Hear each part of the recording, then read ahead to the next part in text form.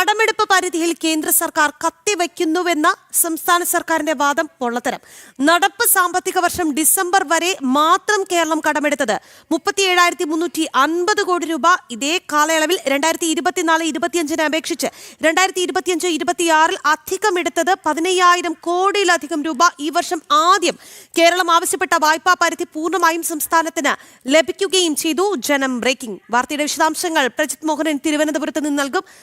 പ്രജിത്ത്, കടമെടുപ്പ് അത് സംസ്ഥാന സർക്കാരിനെ സംബന്ധിച്ചിടത്തോളം അത് അനന്തമായി നീളുകയാണ്. എന്തായാലും ഈ ആദ്യ ഘട്ടത്തിൽ തന്നെ ആവശ്യപ്പെട്ട വായ്പാ പരിധി ഇതിനോടകം തന്നെ പൂർണ്ണമായും ഇവർ കൈപ്പറ്റുകയും ചെയ്തു. എന്നിട്ടും പറയുന്നത് കുറ്റം മുഴുവൻ കേന്ദ്ര സർക്കാരിനാണ് എന്നുള്ളതാണ്.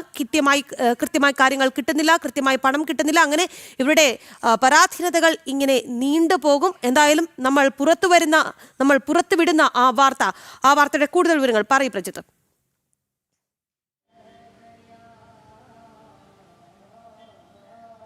രാഗി, ഈ കടമെടുപ്പ് പരിധിയുമായി ബന്ധപ്പെട്ട കേരളത്തോട് കേന്ദ്ര സർക്കാർ നീതികേട് കാട്ടുന്നു എന്നുള്ളതാണ് ഈ സംസ്ഥാന സർക്കാരിൻ്റെ തുടർച്ചയായിട്ടുള്ള പരാതി.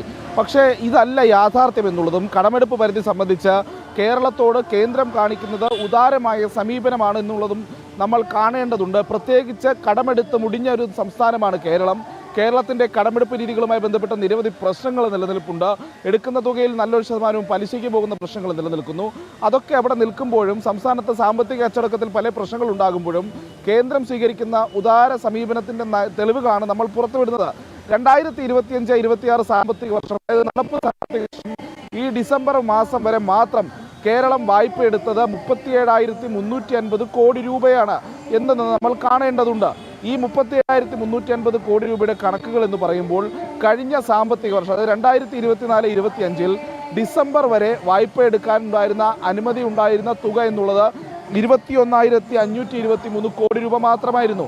ആ 21,523 കോടി രൂപയെ അപേക്ഷിച്ച് ഏതാണ്ട് 15,000 കോടിയിലധികം രൂപയാണ് ഈ 2025-26 സാമ്പത്തിക വർഷത്തിൽ ഡിസംബർ മാസം വരെ സർക്കാർ കടമെടുത്തിരിക്കുന്നത്.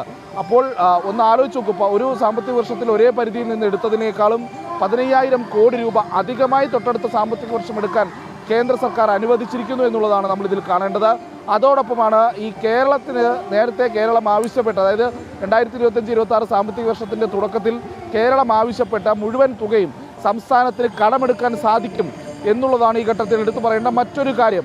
സാധാരണഗതിയിൽ ഈ GSDPയുടെ ഗ്രോസ് മൊത്തം ആഭ്യന്തര ഉൽപ്പാദനത്തിൻ്റെ 3.5% വരെയാണ് സംസ്ഥാനത്തിന് കടമെടുക്കാൻ സാധിക്കുക. 2025-26 സാമ്പത്തിക വർഷത്തെ കേരളത്തിൻ്റെ പ്രതീക്ഷിക്കുന്ന GSDP എന്നുള്ളത് 14,27,415 കോടി രൂപയാണ്. അതായത് 14.27 ലക്ഷം കോടി രൂപയാണ് ഈ സംസ്ഥാനത്തിൻ്റെ GSDPയെ പ്രതീക്ഷിക്കുന്നത്. അതിൻ്റെ 3.5% എന്നുള്ളത് 42,814 കോടി രൂപ. ഇത് കടമെടുക്കാൻ അനുവദിക്കണം എന്നുള്ളതായിരുന്നു സംസ്ഥാനത്തിൻ്റെ ആവശ്യം.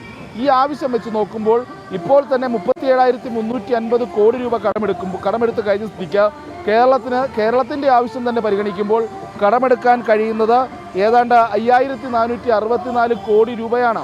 ഇതിൽ കൂടുതൽ ഇനി വരുന്ന മാസങ്ങളിൽ സംസ്ഥാനത്തിന് കടമെടുക്കാമെന്നുള്ളത് കേന്ദ്രം ഇപ്പോൾ തന്നെ അറിയിച്ചു കഴിഞ്ഞിട്ടുണ്ട്. അത് കത്ത് മൂലം സംസ്ഥാനത്തിനെ അറിയിച്ചിട്ടുമുണ്ട്. ഇനി നമ്മൾ മനസ്സിലാക്കേണ്ട മറ്റൊരു വസ്തുത എന്നുള്ളത് 2024-25 സാമ്പത്തിക വർഷം കേരളത്തിൻ്റെ കടമെടുപ്പ് പരിധി എന്നുള്ളത് ആദ്യഘട്ടത്തിൽ 37,512 കോടിയായിരുന്നു. ഇത് സംസ്ഥാനത്തിനായി പല തവണയായി കേരളത്തിനായി കേന്ദ്രം വർദ്ധിപ്പിച്ച് നൽകുകയും ഏതാണ്ട് 53,000 കോടിയോളം രൂപ കഴിഞ്ഞ സാമ്പത്തിക വർഷം കേരളത്തിൻ്റെ മൊത്തം പൊതുകടം വർദ്ധിച്ചതുമായി ബന്ധപ്പെട്ട് ഇരിക്കുന്നു എന്നുള്ളത് കൂടി വസ്തുത നമ്മൾ കാണണം. അപ്പോൾ സ്വാഭാവികമായും കേരളം ആദ്യഘട്ടത്തിൽ ആവശ്യപ്പെട്ടത് മുഴുവൻ കേന്ദ്രം നൽകിയിട്ടുണ്ട്. പക്ഷേ സംസ്ഥാനത്ത് ഇത്രയധികം തുക എടുത്തിട്ടും ഇത്തരം വായ്പകൾ എടുക്കുന്നത് പലപ്പോഴും മൂലധന നിക്ഷേപം എന്നൊക്കെയുള്ള കാര്യങ്ങൾ ചൂണ്ടിക്കാട്ടുകയാണ്. പക്ഷേ സംസ്ഥാനത്ത് അത് ശമ്പളവും പെൻഷനും നൽകാൻ എടുക്കുന്നു. ആ ശമ്പളവും പെൻഷനും നൽകി സർക്കാർ ഒരു വിധത്തിൽ മുന്നോട്ട് പോകുന്നു എന്നുള്ളതാണ്. നേരത്തെ സുപ്രീം കോടതി പോലും കൃത്യമായി വിമർശിച്ച സാമ്പത്തിക മിസ്മാനേജ്മെൻറ്റിൻ്റെ ഫലമാണ് കേരളം പോകുന്ന ഈ വലിയ സാമ്പത്തിക പ്രതിസന്ധി എന്നുള്ളത്. കേരളം എന്തായാലും വരും ദിവസങ്ങളിലും വലിയ സാമ്പത്തിക പ്രതിസന്ധിയിലേക്ക് പോകും. അപ്പോഴും ഉറ്റുനോക്കുന്നത് 2024-25 കാലത്ത് കേന്ദ്രം കൈയയച്ച് സഹായിച്ചതുപോലെ ഈ സാമ്പത്തിക വർഷവും സമാന നിലപാട് കേന്ദ്ര സർക്കാർ സ്വീകരിക്കുമോ എന്നുള്ളതാണ്. രാഖി.